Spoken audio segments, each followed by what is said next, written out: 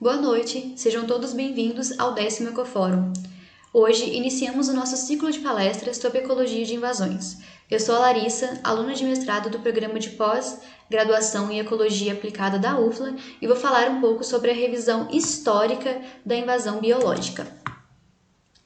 A ecologia de invasão é o estudo da introdução de espécies mediada pelo homem em áreas fora do alcance potencial desses organismos. As invasões biológicas representam uma grande ameaça para a biodiversidade e é um aspecto importante da rápida mudança ecológica global. No século XIX, vários naturalistas, como Darwin, mencionaram espécies invasoras em seus trabalhos. Porém, eram essencialmente curiosidades da época e não eram percebidas como uma grande ameaça à biodiversidade global. As invasões biológicas, então, começaram a ter uma atenção científica a partir de 1958, com o livro A Ecologia das Invasões por Animais e Plantas, de Charles Elton, sendo geralmente reconhecido como o ponto de partida ao estudo sistemático das invasões biológicas. Em seu livro, Elton seguiu uma abordagem fortemente conservacionista e ambiental. Na década de 1960 e 1964, a União Internacional de Ciências Biológicas realizou seu primeiro simpósio de ciências biológicas em Asilomar, na Califórnia, sendo reuniões destinadas a concentrar tópicos biológicos de importância internacional. O objetivo desse primeiro simpósio, então, foi reunir cientistas, geneticistas e ecologistas que trabalhavam na área de controle de pragas para apresentar e discutir sobre os tipos de mudança evolutiva que ocorrem quando organismos são introduzidos em novos territórios. Os anais foram publicados no The Genetics of Colonizing Species, agora considerado um clássico. Os autores, então, discutiram a colonização de espécie de uma forma mais neutra, se concentrando no processo ecológico e evolutivo, sendo abordado de uma forma diferente do que é encontrado no livro de Elton. As invasões biológicas não atraíram o interesse de muitos ecologistas durante a década de 60, mas alguns ecologistas fora da América do Norte estavam pesquisando e publicando ativamente na área. Porém, como muitos desses primeiros trabalhos não foram publicados em inglês, acabaram passando despercebidos por biólogos contemporâneos da época. E mesmo com a pouca atenção, pesquisas consideráveis sobre esse tópico estavam sendo conduzidas na Austrália, Nova Zelândia, África do Sul, Europa e América do Norte por biólogos cujos interesses eram mais aplicados na natureza, envolvendo a pesca, vida selvagem, silvicultura e agricultura. E também do ponto de vista histórico, o livro de George Laycock foi uma notável publicação do período. Assim como o livro de Elton, foi escrito de uma perspectiva de conservação, contendo 20 estudos de casos de introduções de animais em todo o mundo que causaram grandes danos econômicos e de conservação.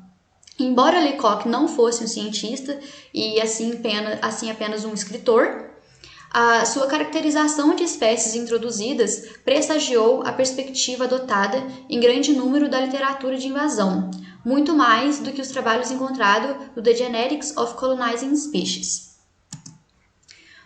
Os ecologistas, então, que queriam trabalhar com invasões biológicas a partir da década de 1960, poderiam seguir dois caminhos distintos, sendo uma eltoniana, que era mais conservacionista e ambiental, a qual tinha um esforço para aplicar a teoria e os princípios ecológicos gerais às invasões biológicas, a fim de ajudar a desenvolver programas de manejo e de controle para invasões específicas, ou poderia seguir uma linha mais neutra, evolucionista e ecológica, seguindo os parâmetros do primeiro simpósio de 1964, a qual a colonização e invasões individuais são examinadas em um esforço para informar melhor a teoria ecológica geral e a compreensão das comunidades e populações.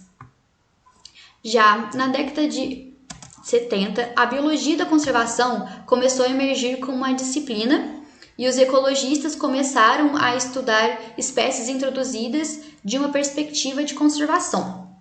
Os ecologistas que já vinham estudando espécies invasoras e seus efeitos ecológicos nos anos 60 continuaram seguindo suas pesquisas nos anos 70, e embora existissem alguns artigos sobre invasões biológicas antes dessa época, foi nos anos 70 que, pela primeira vez desde Elton, que as invasões biológicas começaram a aparecer na literatura de ecologia com alguma frequência. Mas, embora esses artigos dispersos estivessem surgindo, a ecologia de invasão ainda não havia emergido como a sua própria área de especialidade de pesquisa. Na década de 80, o número de estudos publicados sobre invasão biológica aumentou dramaticamente, e especialmente em táxons específicos, como plantas. Nessa época, mais e mais ecologistas começaram a pensar em invasões de uma perspectiva ecológica, mas faltava uma síntese desse pensamento que ajudasse a definir um campo da ecologia de invasão. Então, em 1980, a terceira Conferência Internacional sobre Ecossistemas do Mediterrâneo foi realizada na África do Sul, e o interesse em invasões biológicas levou a uma proposta à Assembleia Geral do SCOP, que é o Comitê Científico sobre Problemas do Meio Ambiente. Essa proposta resultou na criação, em 1983, de um comitê consultivo científico para facilitar o foco dos estudos nos impactos das invasões biológicas nos ecossistemas naturais. O comitê, então, articulou 3 questões importantes para orientar o programa de invasão da SCOP, sendo elas: quais fatores determinam se uma espécie será invasora ou não, quais são as características do ambiente que o tornam vulnerável ou resistente a invasões, e como o conhecimento adquirido a responder essas 2 primeiras perguntas pode ser usado para desenvolver estratégias de gestões eficazes. O programa de invasão da SCOP foi desenvolvido com a intenção de aproveitar a considerável base de conhecimento disponível sobre espécies invasoras de sistemas agrícolas, e também ele foi concentrado na tradição conservacionista de Elton. Cientistas sul-africanos que estiveram entre os líderes do reconhecimento dessas implicações de espécies introduzidas publicaram o primeiro volume da SCOP em 1984. No entanto, foi somente na segunda metade da década que a maioria dos workshops regionais do SCOP começaram a publicar em seus anais. As ideias dispersas sobre as invasões biológicas apresentadas por ecologistas nos anos 70 e início dos anos 80 finalmente se fundiram em meados dos anos 80, resultando em publicações de vários artigos importantes e volumes editados entre os anos de 1986 e 1989. Essas publicações revisaram o conhecimento e a teoria até aquele ponto, identificando questões a serem respondidas, e definiram grande parte da direção para futuras pesquisas sobre invasões biológicas. A ecologia da invasão surgiu, então, como uma especialidade de pesquisa durante esse período, como resultado direto dessas publicações. E embora alguns pesquisadores continuassem a prosseguir a ecologia de invasões mais na tradição do simpósio de 1964, se concentrando mais na teoria ecológica e evolutiva, cada vez mais ecologistas começaram a seguir o caminho conservacionista e ambiental de Elton.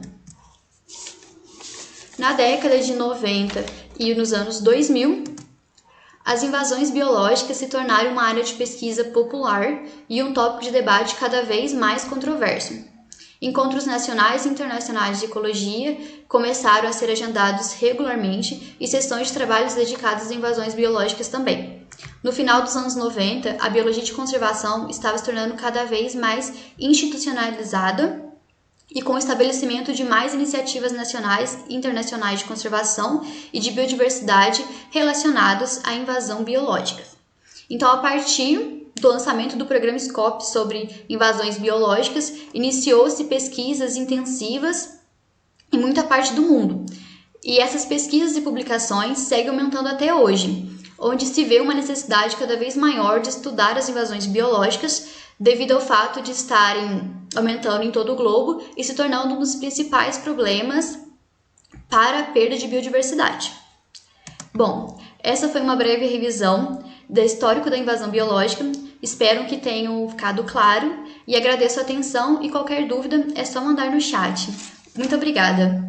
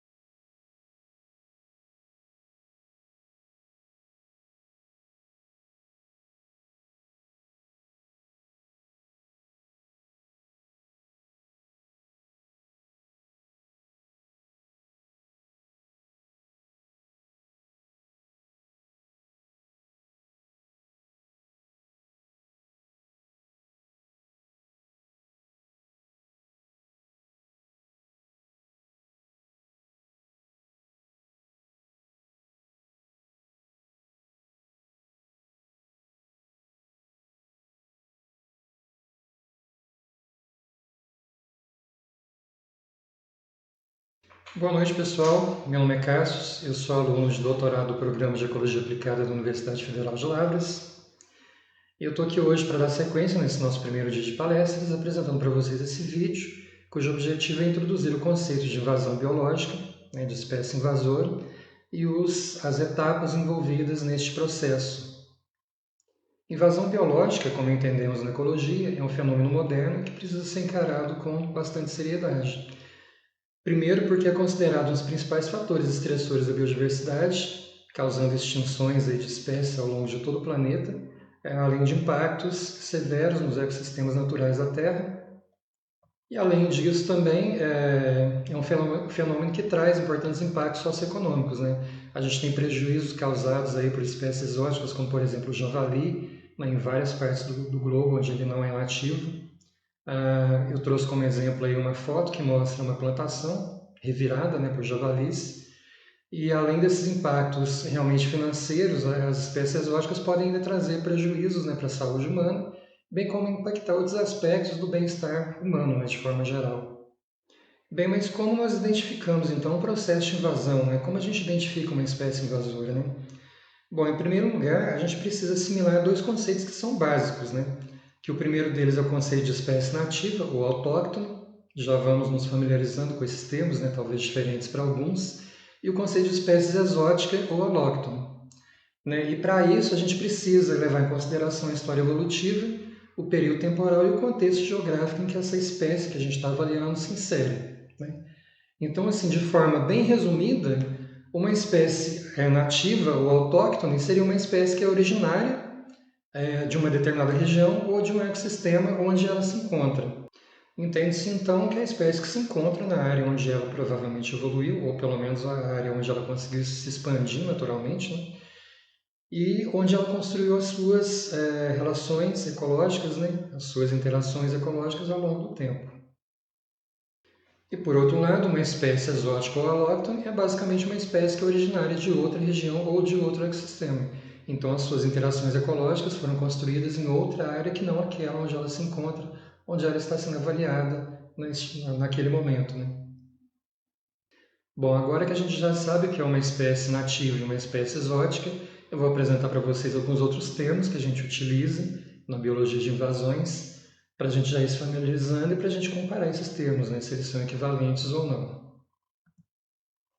Então, o primeiro termo que eu trago aqui para a gente discutir é o de espécie alienígena, que seria basicamente uma espécie que veio de fora e que é equivalente a uma espécie exótica.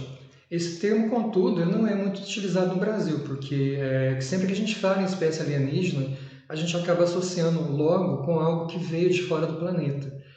Isso é verdade, realmente uma espécie alienígena pode ser uma espécie que veio de fora do planeta, mas também corresponde a uma espécie que simplesmente veio de fora, pode ser de um outro país, de um outro continente. Então a gente evita usar esse termo em publicações na língua portuguesa, porém ele é muito utilizado ainda em publicações na língua inglesa, então vocês provavelmente vão encontrar muito o termo alien species em publicações em inglês. Bom, outro termo que eu trago é o de espécie exótica casual. O que seria uma espécie exótica casual? É uma espécie que ela não é nativa, tá? E ela é de ocorrência regular, ou seja, ela não conseguiu se estabelecer em determinada área. Você encontra um ou outro indivíduo, geralmente de passagem e tal, mas a espécie não conseguiu estabelecer populações nessa área. E por fim, eu trago o conceito de espécie exótica naturalizada. O que seria uma espécie naturalizada? É uma espécie exótica com populações já estabelecidas em uma área por várias gerações. Eu trago o exemplo aqui da garça vaqueira, que é uma espécie exótica porque ela é nativa, originária da África, e ela chegou no Brasil por volta da década de 60, e a partir da Ilha de Marajó, sempre associada com rebanhos bovinos, uma espécie que lá na área de origem dela está associada com rebanhos de mamíferos nativos, e ela se expandiu pelo Brasil, graças a uma ajudinha humana, por conta do desmatamento e da própria criação de gado, e já está aqui há várias gerações, então a gente considera que já é uma espécie exótica naturalizada. Pois bem, aí surge a pergunta, uma espécie exótica, entende-se aí por uma espécie alóctone, alienígena, ela é sempre uma espécie invasora? Então a gente ainda vai descobrir isso nos próximos slides. A gente vai sair daqui com uma definição bem concreta do que é uma espécie invasora e o que não é uma espécie invasora. Bem, agora a gente já tem mais subsídios para poder entender de uma forma mais clara o que é de fato uma invasão biológica e o que é uma espécie invasora do ponto de vista da ecologia. Eu trouxe essa definição aqui, tirada do artigo publicado em 2020, de Van Vilgen e colaboradores, e que eles dizem o seguinte: a invasão biológica é o fenômeno e o conjunto de processos que estão envolvidos na determinação do transporte de organismos para áreas fora de seu alcance natural, e vejam bem que está bem destacado, através de atividades humanas, e o destino dos organismos em suas novas áreas. Então, necessariamente, para a ecologia, dentro da ecologia, para a gente considerar, né, que houve um processo de invasão, que uma espécie ela é invasora, necessariamente precisa ter a ação humana envolvida nesse processo. E a definição de espécie invasora, ainda de acordo com esse mesmo artigo, né, são espécies exóticas, então a gente já viu isso, necessariamente uma espécie invasora ela precisa ser exótica, porém o contrário não é verdadeiro, tá? Então são espécies exóticas que sustentam populações que se autossubstituem ao longo de vários ciclos de vida, portanto são espécies que já estão estabelecidas, a gente viu isso, né, anteriormente, ao longo de gerações em determinada área de onde ela não é nativa, né? Muitas vezes em números muito grandes e a distâncias consideráveis do progenitor e ou local de introdução. E tem potencial para se espalharem por longas distâncias. Então essa é a definição de espécie invasora para a ecologia. Pois bem, agora que a gente já sabe o que é uma espécie invasora, a gente vai partir para as etapas que compreendem um processo de invasão, né? E eu trouxe essa figura aqui, né, tirada de um artigo publicado em 2011, né, de Blackburn e colaboradores, e ela é bem interessante porque ela realmente condensa o que é um processo de invasão. Então vamos começar aqui, né, por onde está destacado em verde, né? Vamos destacar aqui pelas etapas da invasão biológica. Então a primeira etapa seria o transporte. A espécie ela precisa ser transportada, ser trazida de outra área onde ela ocorre naturalmente. Então, na área onde ela ocorre, ela é uma espécie nativa, e ela precisa ser transportada. Para isso, ela precisa vencer essa primeira barreira, que é a barreira geográfica. Uma vez transportada, ela venceu essa barreira, e aí ela passa para a próxima etapa, que seria a introdução. Nessa etapa, ela vai encontrar a barreira também, que seria de, vamos supor, espécies que são trazidas, né, para serem criadas em cativeiro ou cultivadas. Então, elas precisam realmente ter a ação, né, a pessoa precisa criar a espécie, precisa cultivar.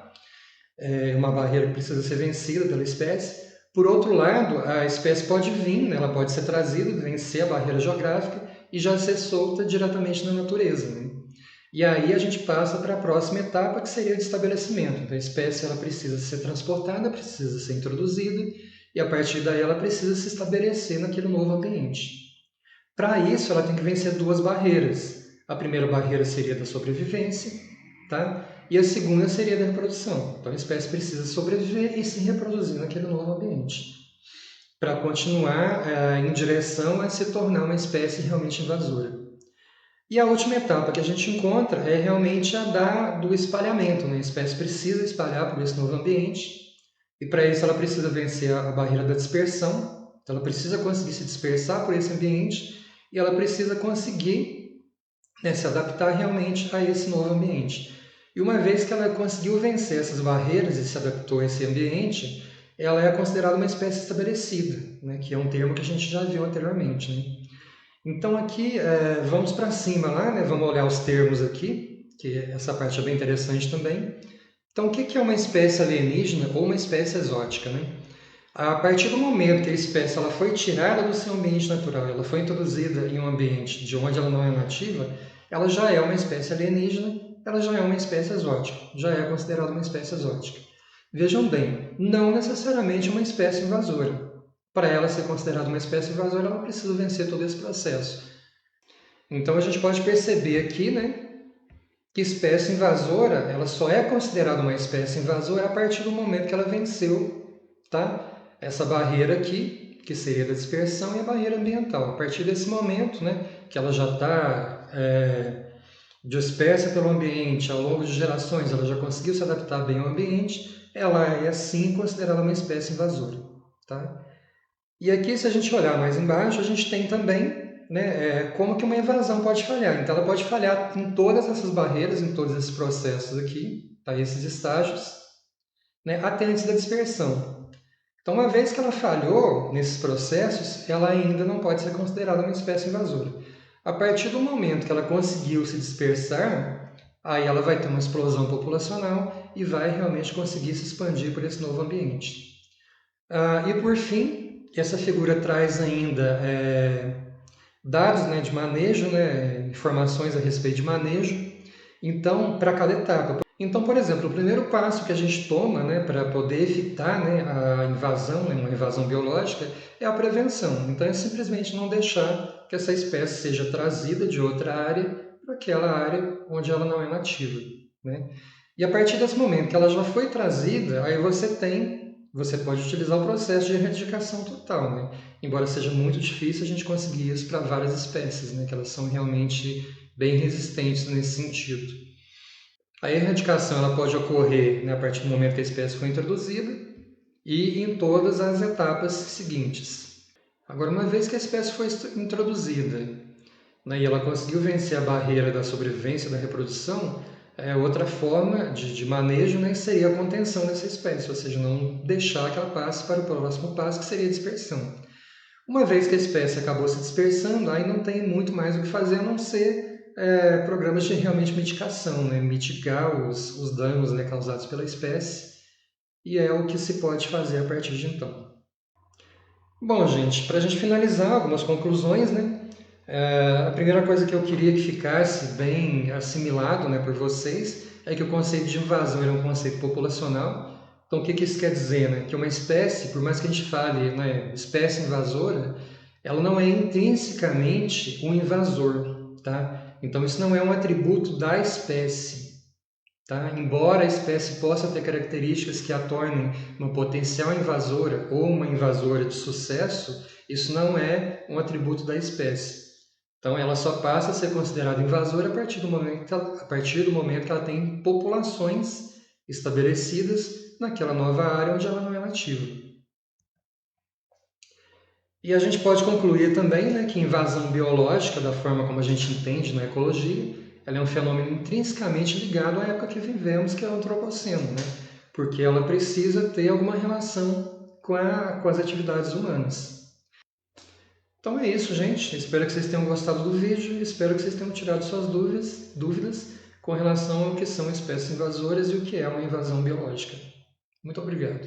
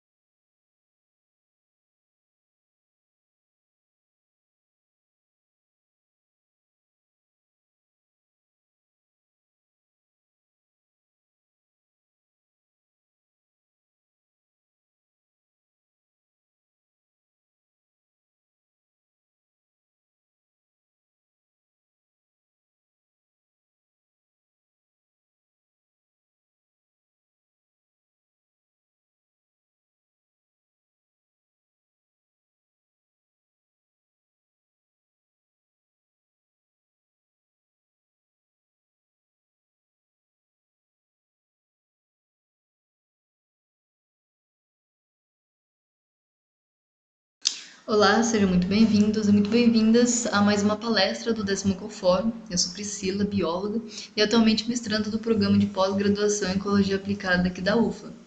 Bom, hoje eu trago o tema para vocês de vertebrados invasores, impactos na agricultura e na saúde humana. Bom, a agricultura brasileira é um setor primário, com grande importância na geração de renda, tornando o país um dos maiores produtores de soja, de café, de cana e até de milho. No entanto, além dos prejuízos econômicos causados pela ação direta das pragas agrícolas que atacam as culturas, causando redução na quantidade e na qualidade de produtos agrícolas, as medidas tomadas para controlar esses insetos também resultam em perdas econômicas indiretas, através do aumento na compra e na aplicação de inseticidas.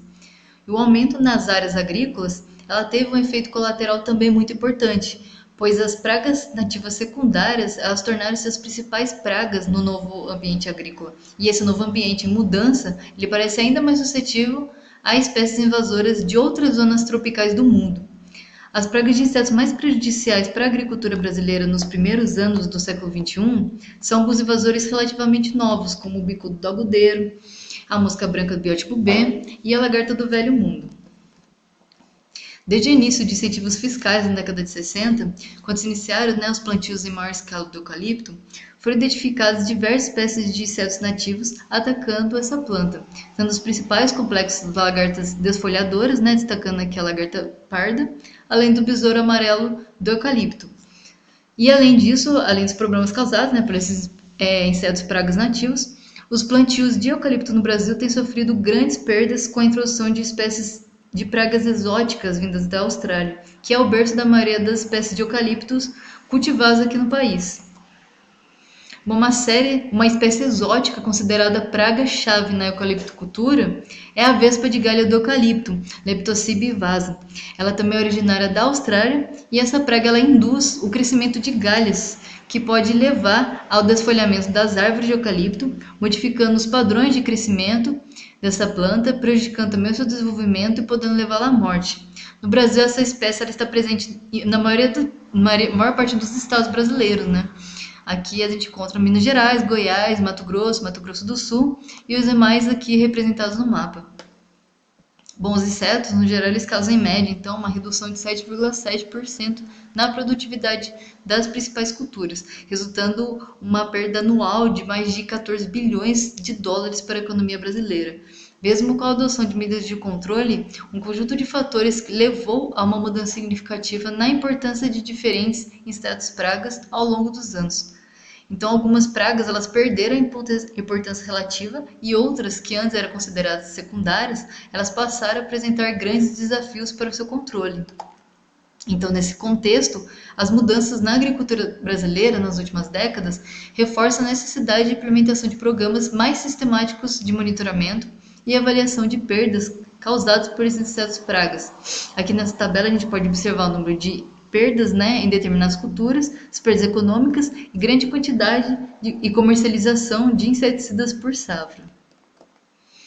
No caso de pragas invasoras, não nativas aqui do Brasil, ocorre ainda uma tendência no aumento do uso de inseticidas, como observado na tabela, pelos produtores, que é um fator que eleva os custos de produção e potencializa os impactos ambientais. E exemplos desses fenômenos foram a introdução do ácaro rajado, sua diversidade aqui de coloração, e também da lagarta do gênero Leicoverpa aqui no Brasil, que são eventos que contribuíram para que o uso de inseticidas da soja triplicasse de 1990 a 2016. Os danos causados por insetos pragas eles estão entre os fatores mais impactantes na redução da produtividade das culturas, como já observado. E as perdas agrícolas elas podem ocorrer no campo, que é a pré-colheita, e durante o armazenamento, que é considerada a pós-colheita. Os danos causados por esses insetos são dependentes de uma série de fatores relacionados às condições ambientais, às espécies de plantas subcultivo, às condições socioeconômicas dos agricultores e também ao nível de tecnologia empregado. Aqui eu trago o exemplo da mosca branca, como já mencionada, a Bemisia tabaci do biótipo B, que era considerada uma praga ocasional na cultura de soja no Brasil, e no entanto ela se tornou a cada safra uma das principais causadoras de danos. Os prejuízos causados por essa mosca, ela decorre da sucção da seiva, ocasionando o enfraquecimento das plantas, ou através da inserção de toxinas, da excreção de honeydew, que é um melado, né, que ele é rico em açúcares e serve de substrato ideal para o desenvolvimento do fungo fumagina do gênero Capnodium, que ele é capaz de afetar a fotossíntese e também pela transmissão de viroses, como o begomovírus, que são considerados um grupo emergente de vírus de plantas devido ao aumento, né, da incidência e severidade de doenças por eles causadas nas últimas décadas. E além da soja, as moscas brancas, elas podem ser encontradas em mais de 600 espécies de plantas, incluindo ornamentais, daninhas, silvestres e outras culturas, né, de importância econômica. A intensidade da ocorrência dessas moscas brancas nas culturas, ela depende também do sistema de cultivos que são explorados na região, da ocorrência de hospedeiros alternativos durante o período de entre-safra, por exemplo, o milho, né, e as ervas daninhas que são remanescentes, né, nas áreas de cultivo, além das condições climáticas que prevalecem antes e durante o cultivo da soja.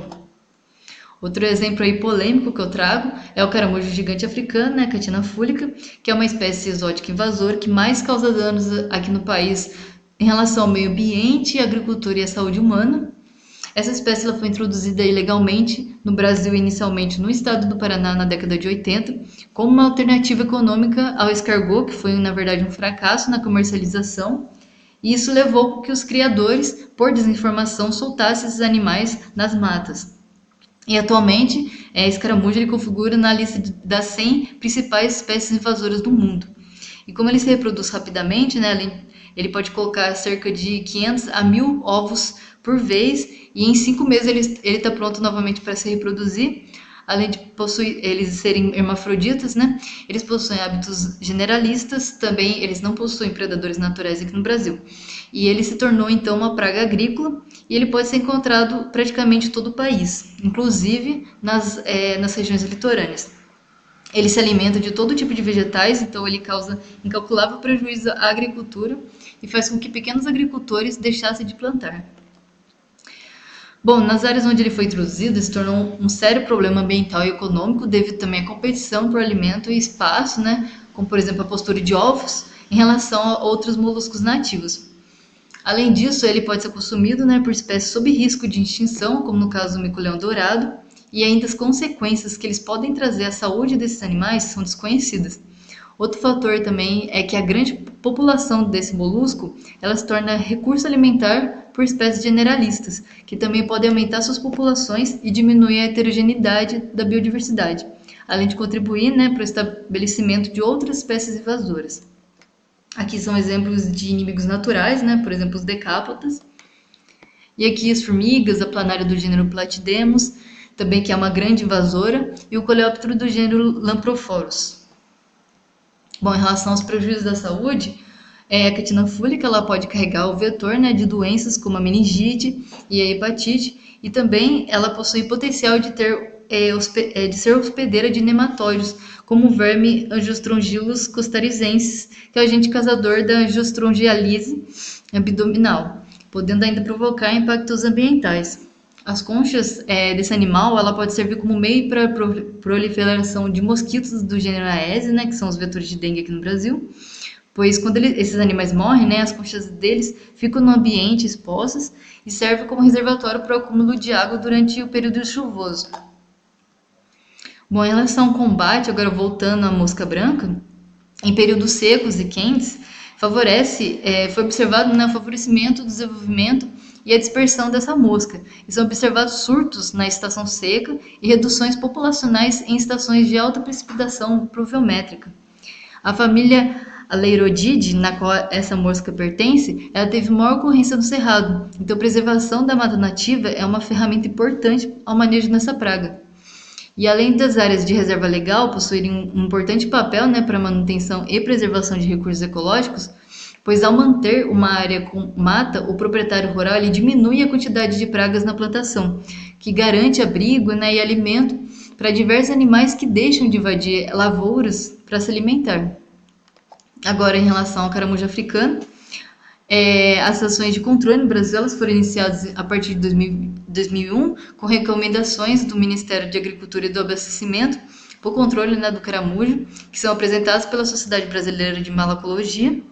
E em 2002 foi elaborado o Programa Nacional de Saneamento Ambiental da Invasão de Acatina Fúlica, com uma preocupação nacional, pelo Instituto Brasileiro de Helicicultura. E esse programa ele objetivou capacitar profissionais de saúde, educação e líderes comunitários para a implementação de ações de manejo em seus municípios. Bom, as formas mais conhecidas de controle físico são representadas por medidas de plantio direcionado, barreiras físicas, saneamento e coleta manual. E por isso, a melhor forma de controlar esse invasor é evitar, né, que ela seja introduzida. E tendo em vista que a espécie ela já ocorre livremente no Brasil, a prioridade seria o manejo, né, cuidando para que não ocorram novas introduções. E a primeira etapa do manejo é diagnosticar o perfil de ocupação do invasor, que no caso do caramujo ele está associado ao ambiente eutrópico, né?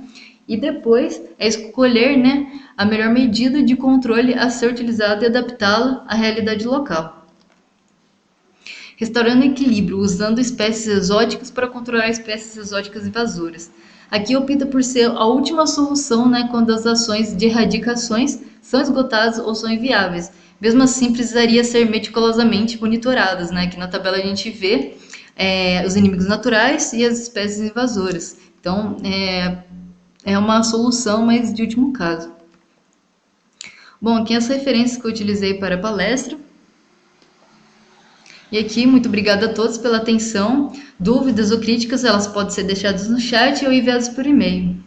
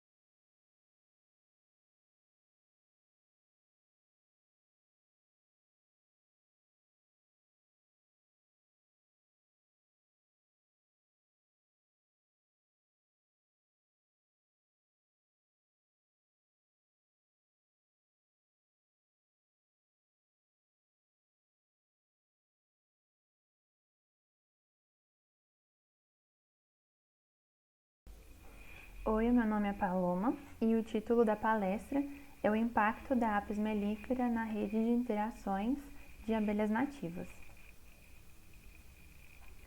A Apis mellifera é essa espécie de abelha que a gente está mais acostumado a ver, é aquela abelha que tem um ferrão e ela é uma espécie exótica. E como toda espécie exótica, ela tem alguns problemas que a gente vai discutir aqui durante essa palestra. Ela foi introduzida na América do Norte, na América do Sul e também na Austrália, só que a região de distribuição normal dela é somente na Europa e na África. É um breve histórico, então, de como aconteceu essa introdução aqui no Brasil. Começa lá em 1840, quando foram introduzidas as abelhas alemãs. Em 1870, entre 1880, foram introduzidas as abelhas italianas, que é o que a gente vai chamar de abelhas europeias. Em 1956, foram introduzidas as abelhas africanas durante um estudo que queria cruzar essas abelhas africanas com as abelhas europeias, que já estavam aqui, para formar uma abelha que tivesse a mansidão das abelhas europeias, mas que tivesse a resistência e que também fosse tão produtiva quanto as abelhas africanas. Só que esse experimento ele teve alguns problemas, ele se descontrolou e as abelhas acabaram enxameando em ambientes naturais e aí elas foram cruzando com as outras abelhas europeias que já estavam aqui e foram cruzando descontroladamente e assim elas se distribuíram por toda a região do país. E desse cruzamento, então, não gerou especificamente as abelhas que estavam sendo ali estudadas, mas gerou sim as abelhas africanizadas, que é como a gente chama a Apis mellifera atualmente. E então, nos últimos 20 anos, saíram diversos estudos tentando compreender como que a Apis mellifera ela interfere na rede de interações das abelhas nativas. Elas têm algum efeito. Esse efeito ele é em grande parte negativo e é o que a gente vai discutir aqui agora.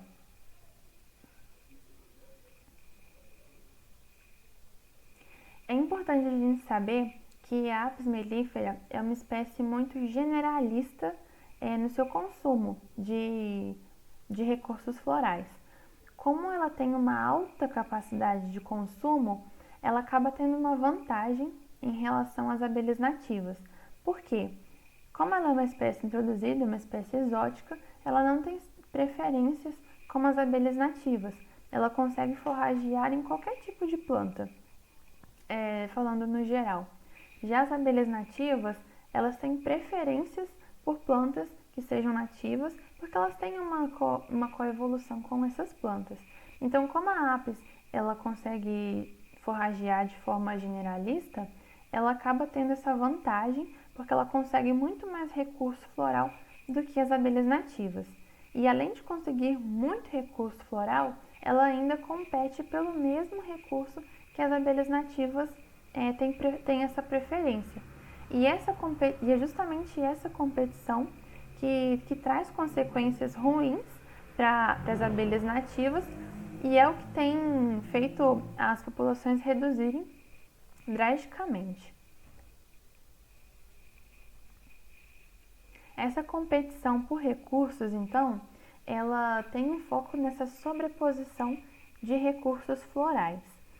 As abelhas nativas, ela tem as suas preferências, só que a Apis consegue forragear de forma geral. Então, em um ambiente, por exemplo, que tem 10 espécies de planta, as abelhas nativas têm certa preferência por 3 espécies de planta. A Apis consegue forragear nas 10 e ela forrageia em todas. E como ela forrageia nas mesmas plantas que as abelhas nativas, elas acabam retirando todo o recurso floral que aquela planta oferece e não deixa o suficiente para as abelhas nativas. Tem muitos estudos que mostram que as abelhas nativas elas não conseguem forragear nas plantas porque elas são impedidas mesmo pela Apis. E além disso tudo, a Apis ainda tem uma vantagem porque ela tem um comportamento de forrageamento mais cedo.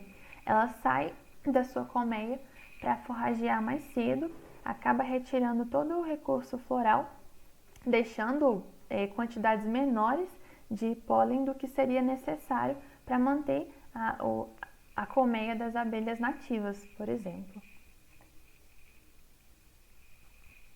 Esse estudo foi publicado aqui no Brasil e ele mostrou exatamente isso. Ele foi feito em um local em que haviam cajazeias e foi mostrado que a Apis mellifera, quando forrageou nesse local, ela reduziu muito a disponibilidade de pólen da planta, o que prejudicou as abelhas nativas daquele local, porque reduziu a alimentação delas. Outro ponto importante também é sobre a eficiência de polinização. As abelhas elas podem ser classificadas como polinizador primário, que é um polinizador altamente eficiente para a planta, ele garante o sucesso reprodutivo da planta. Pode ser classificado como polinizador secundário, que ele é um pouco menos eficiente, tem uma baixa contribuição para o sucesso reprodutivo da planta, mas ainda contribui. E pode ser classificado como ladrão floral, em que ele rouba os recursos florais da planta e não beneficia a planta.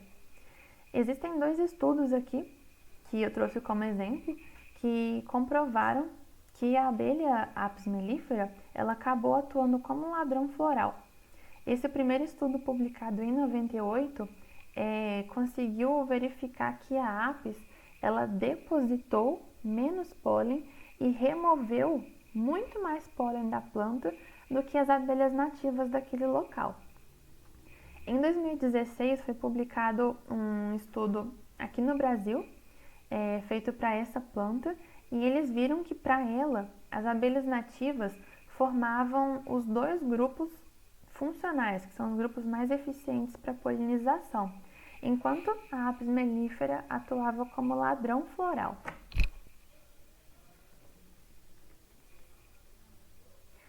Bom, a gente pode concluir então que a Apis mellifera ela tem um impacto negativo em relação à competição. Ela vai competir fortemente com as abelhas nativas porque ela tem as suas vantagens. Ela acaba sendo uma abelha mais agressiva. Ela é uma abelha que tem vantagem em relação à quantidade. Ela consegue forragear em quantidades maiores de plantas e acaba forrageando também nas plantas que as abelhas nativas têm a sua preferência. A gente viu também que as abelhas nativas elas têm extrema importância na polinização, tanto de áreas naturais quanto de áreas cultivadas. Só que as abelhas nativas elas têm as suas preferências por plantas nativas. A Apis, como é uma espécie generalista, ela consegue forragear tanto plantas nativas quanto plantas exóticas. Então a Apis, apesar de tudo isso que nós citamos aqui durante a palestra, é importante ressaltar que ela desempenha um papel importante. Por quê? Como ela consegue forragear em espécies exóticas, em determinados cultivares, por exemplo, a Apis ela vai ter uma eficiência melhor de polinização do que as abelhas nativas. Outra situação em que a Apis também pode ter uma importância é em ambientes degradados ou ambientes perturbados, por exemplo, porque a Apis ela não é tão sensível quanto as abelhas nativas. Então, em locais que precisam de polinização, em locais que tenham essas características, a Apis mellifera ela pode desempenhar um papel melhor do que as abelhas nativas. Mas, como nós vimos aqui, ela afeta sim a rede de interações das abelhas nativas e é importante que as abelhas nativas tenham um certo olhar com mais cuidado para que essa competição não venha acabar e degradar por completo as populações de abelhas nativas. Essa foi a palestra, então. Eu agradeço a atenção de todos e até mais.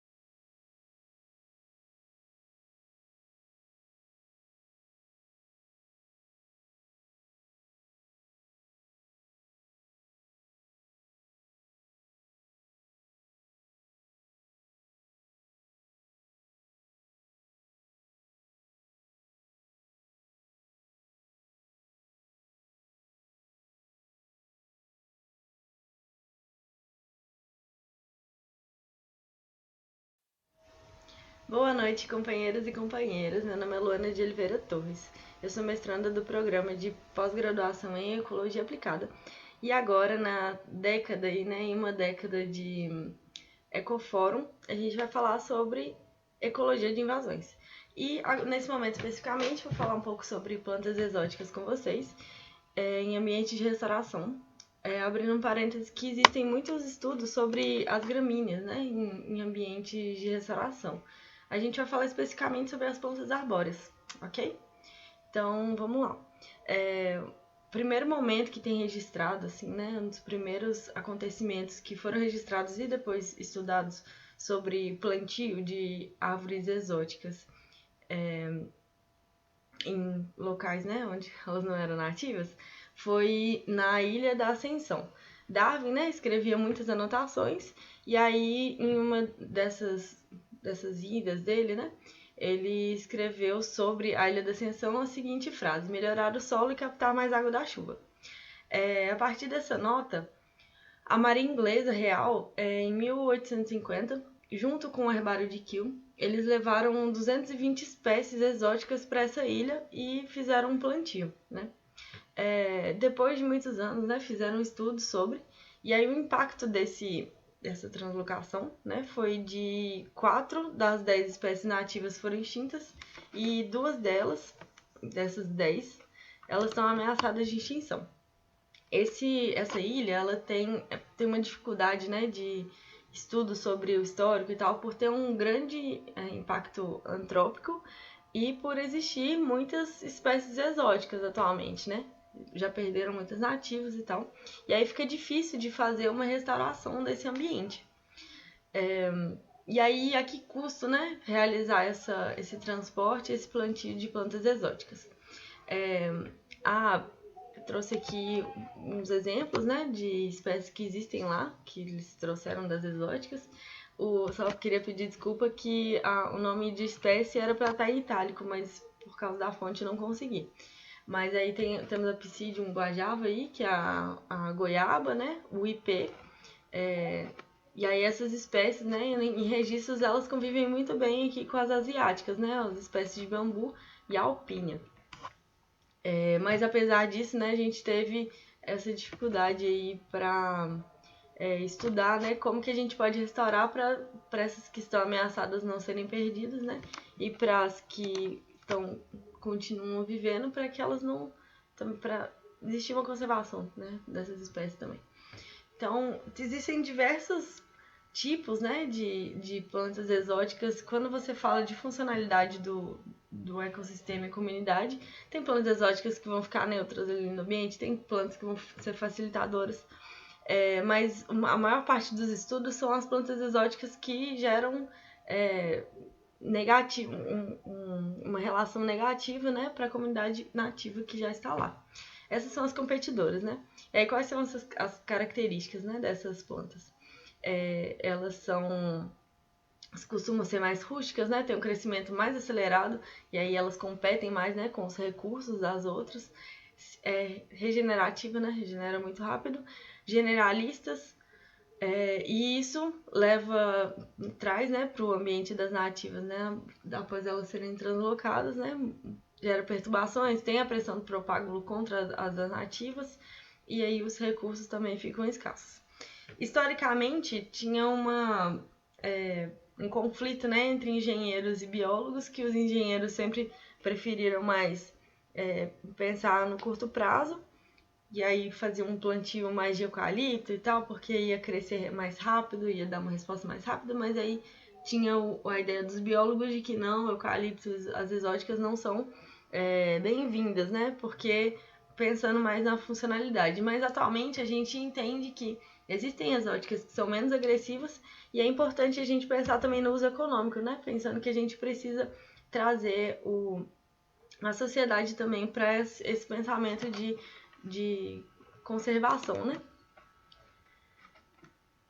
Então, esse conflito aí agora a gente tem tendido a ficar no meio termo.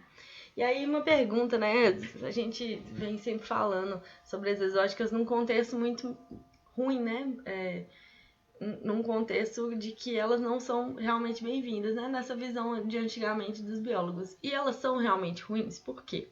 As plantas, elas estão só existindo lá, né? Elas se desenvolveram evolutivamente, e aí a gente que faz a translocação delas, né? Elas não são espécies ruins, tanto que tem espécies exóticas que são facilitadoras para outras, né? Elas interagem com o ecossistema, com os animais de outras formas, tem animais que precisam delas, né? A gente vai ver um exemplo mais pra frente. E aí tem um outro exemplo aqui, que é da Embrapa, né? Esse pesquisador que fez um livretinho sobre diversos trabalhos, né, que comprovam que existe a floresta de eucalipto, ela por fazer um sombreamento, né, faz um ecossistema diferente, né, embaixo, biótico e abiótico, ele traz, né, mais plantas nativas para se regenerarem. Então, traz como positivo. Trago agora um questionamento, assim, eucalipto geralmente é utilizado para ser retirado e usado no comércio, assim, né? Com esse plantio no subbosque, que ia acontecer a hora que fosse ser retirado o eucalipto, né? É importante a gente refletir isso, os dois lados. Ok, o eucalipto é importante, ele traz um outro ambiente, mas o que vai acontecer depois, né? A hora que retirar o eucalipto, vai matar todas as nativas? E aí eu trouxe essa frase aqui, que é aquela frase que é terrível, né? Para nossa sociedade, aquele ruim com ele, pior sem ele. Não é bom nem para a sociedade, nem para a ecologia. Mas assim, ruim com elas, as exóticas, pior sem nada, né? O melhor seria, né, um ecossistema homeostático de plantas nativas, né? Mas se não tiver nada, a gente faz um uso das exóticas controlado. E é isso, né? A gente precisa pensar no contexto. Quais são as vantagens de você utilizar as plantas exóticas?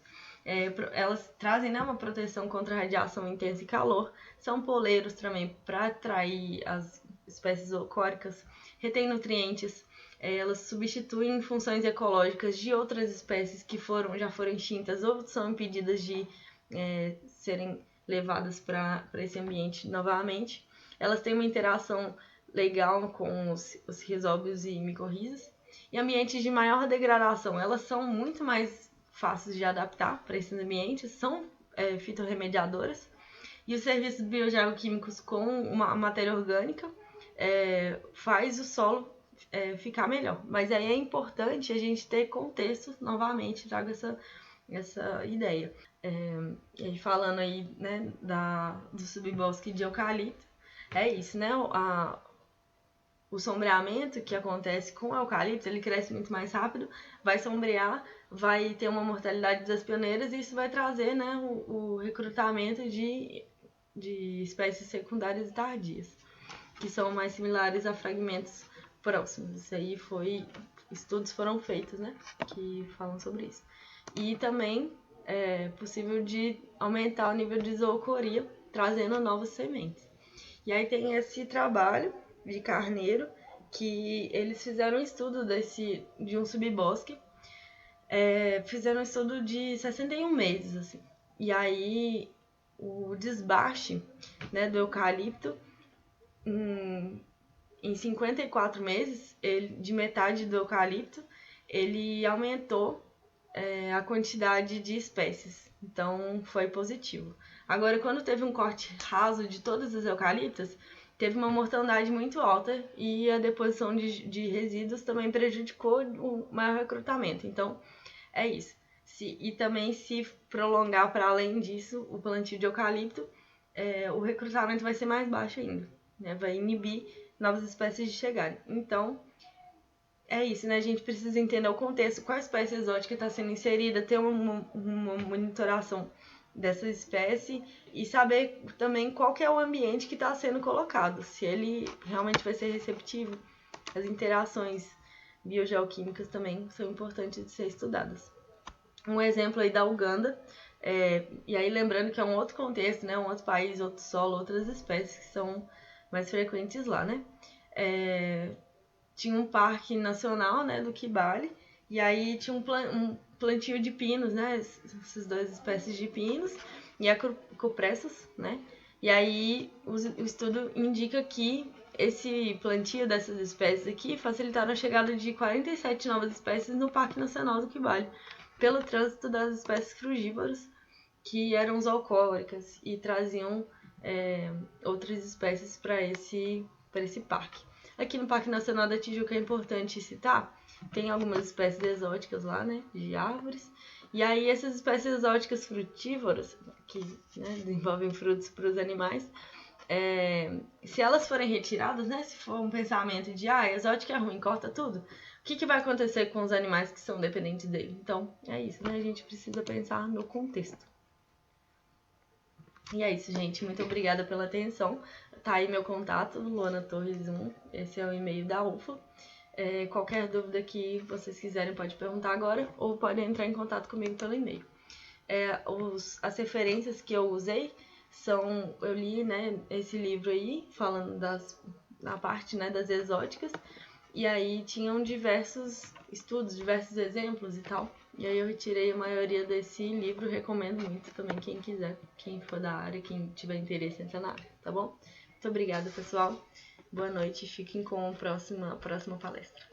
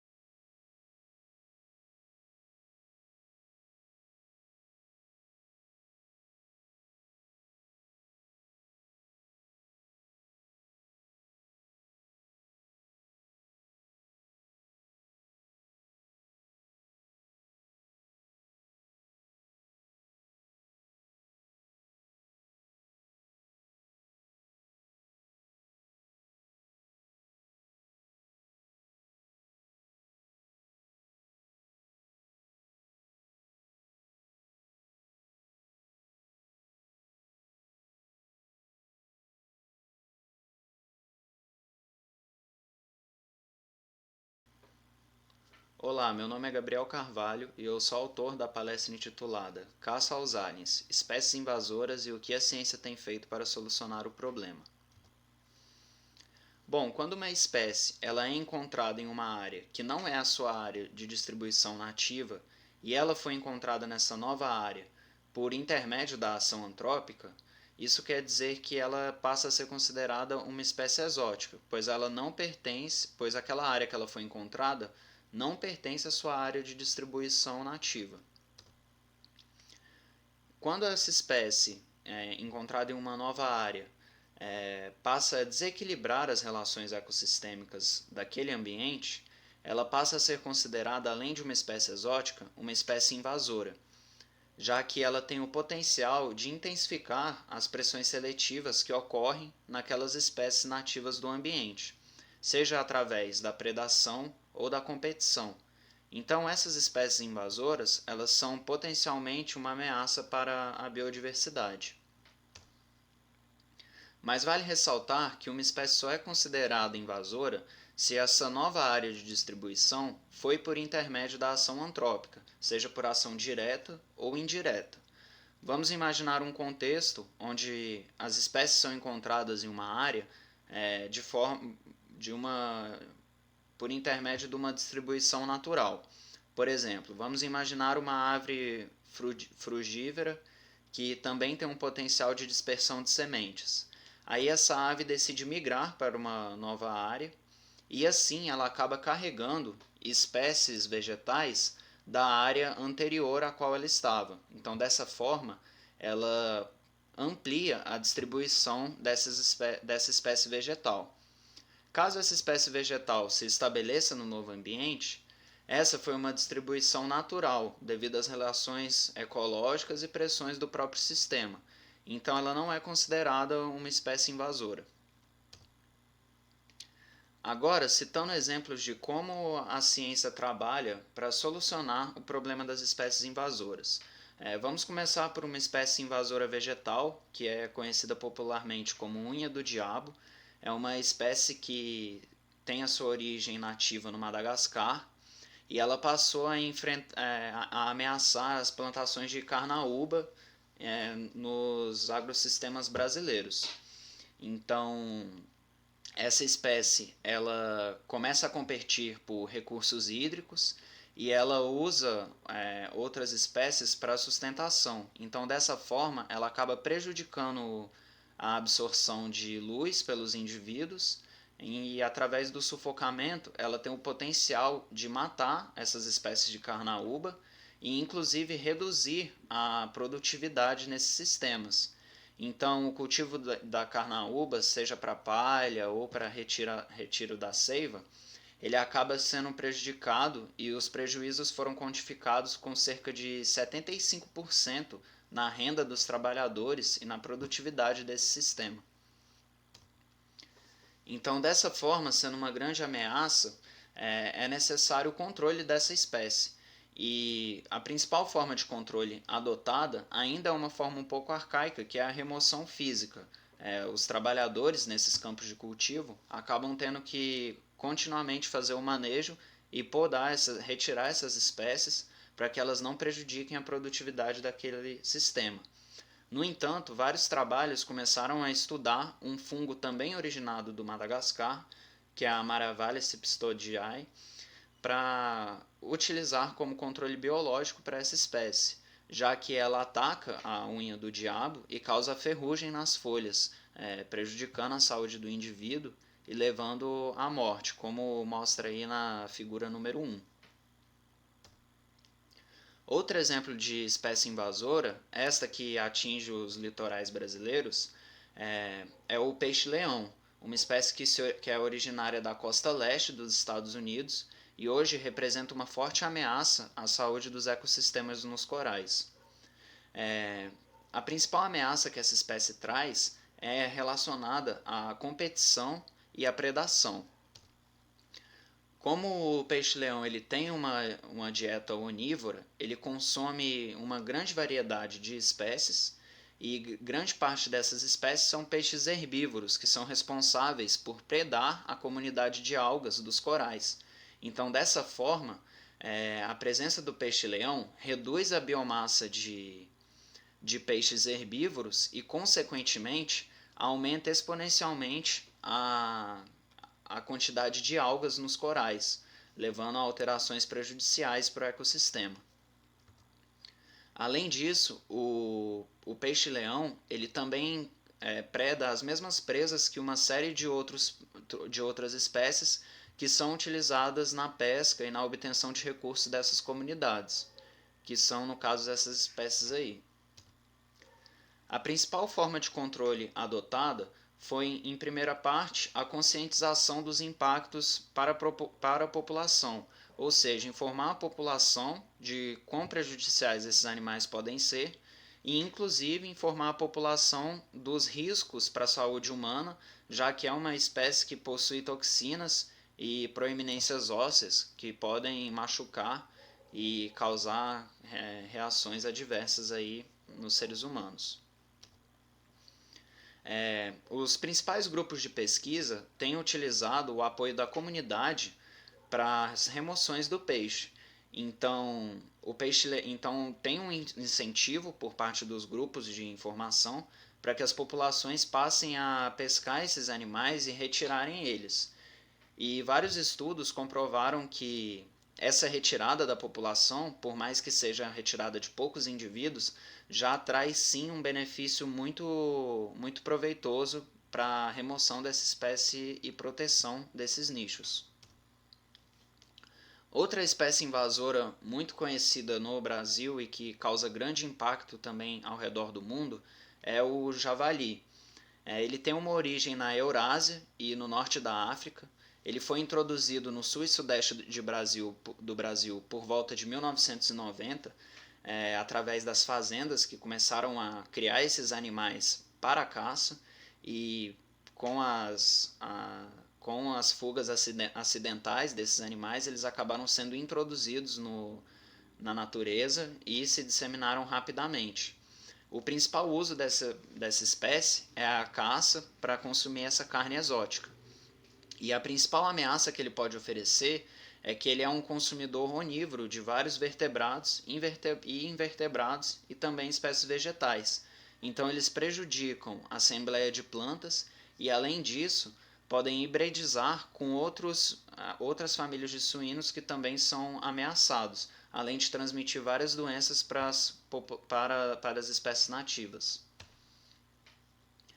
Aí esse trabalho mostra um recorte do impacto do javali. Esse percentual ele é o percentual de táxons que são afetados pela presença do javali. Então nós temos, por exemplo, em países como Nova Zelândia, 4,1% de todos os táxons desse país são afetados pela presença do javali. Então, dessa forma, ao todo, 672 táxons são afetados em 53 países ao redor do mundo, sendo que 14 espécies foram levadas à extinção por ação direta ou indireta dessa espécie invasora. A principal forma de controle adotada foi a liberação da caça, que foi autorizada pelo IBAMA para controle populacional dessa espécie em 2013. Eu agradeço a todos pela atenção e disponibilizo o meu e-mail para compartilhar os artigos utilizados, caso tenham interesse. Boa noite.